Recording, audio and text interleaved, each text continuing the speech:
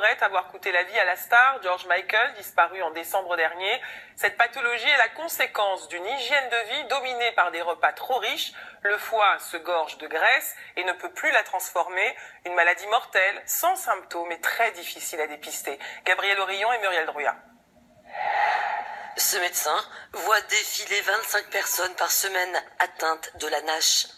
Aujourd'hui, elle reçoit Elisabeth. Depuis 2 ans, elle a ce que l'on appelle aussi la maladie du soda ou encore cirrhose non alcoolique du foie. Les lésions histologiques même, parfois, sont très proches de celles qu'on voit dans la consommation de l'alcool, alors que, typiquement, la maladie, c'est une maladie qui survient chez des gens qui ne boivent pas. Car même sans alcool, le foie peut se nécroser. La cause, une mauvaise alimentation, souvent un excès de sucre et un manque d'activité. Une maladie silencieuse, encore très mal diagnostiquée. Je n'avais ni cholestérol ni diabète, rien d'autre comme symptôme qu'un foie gros.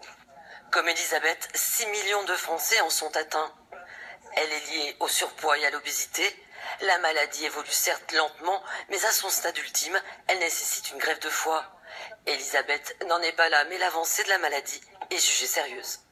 La maladie est à 7 sur une échelle qui va de 0 à 8. Problème, il n'existe à ce jour aucun traitement officiel. Seul espoir, les essais thérapeutiques. Une molécule, l'élabrifanor, est à l'étude. Elle est développée par le laboratoire français GenFit. Elisabeth fait partie du protocole depuis 18 mois. Il y a eu une deuxième biopsie, laquelle a révélé une amélioration de l'état du foie, une régression de la maladie.